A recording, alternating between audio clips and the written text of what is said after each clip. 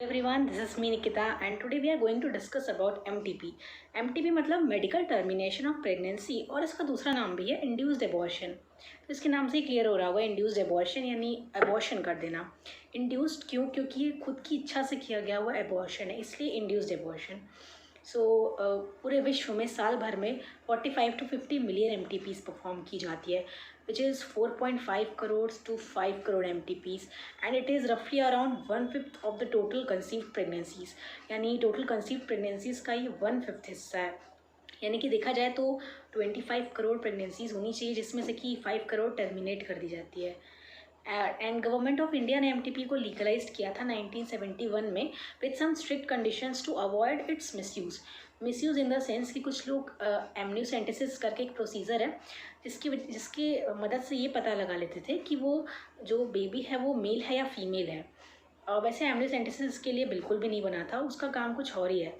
Amniocentesis इसकी presence ये पता लगाई जा सकती है इसकी मदद से ये पता लगाया जा सकता है कि फीटस को कोई जेनेटिक डिसऑर्डर तो नहीं है, यानी कि सिकल सेल एनीमिया, हीमोफीलिया करके ऐसी कोई जेनेटिक डिसऑर्डर तो नहीं है।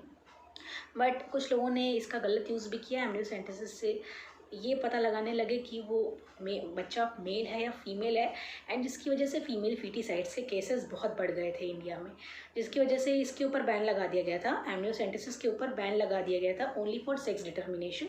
इस बैन लगाया गया था। अगर जेनेटिक डिसऑर्डर पता करना है तो हम अभी भी पता कर सकते हैं, उस पर बैन नहीं है।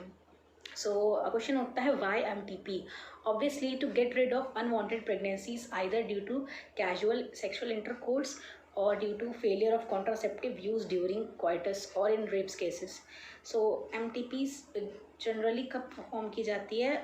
फर्स्ट ट्राइमेस्टर में, मतलब कि इनिशियल 3 months यानी कि 12 वीक्स। इस टाइम पीरियड में MTP परफॉर्म करना सेफ़र माना गया है, सेफ़ है। इसके बाद अगर आप MTP परफॉर्म करते हैं तो वो बहुत ही रिस्की होता है और जनरली इसकी परमिशन दी भी नहीं जाती है। इनिशियल 3 months में MTP परफॉर्म कर सकते हैं।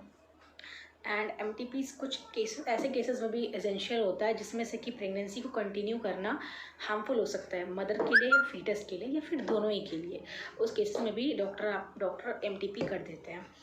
एंड एक डिस्टर्बिंग ट्रेंड ये भी देखा गया है कि most of the MTPs are performed by unqualified quacks who just want to make money out of the medical profession, and जिनकी वजह से मेडिकल प्रोफेशन थोड़ा सा बदनाम है। बट अगेन बहुत सारे ऐसे अच्छे डॉक्टर्स भी हैं जो कि अच्छे हैं और जेन्युइनली वर्क करते हैं।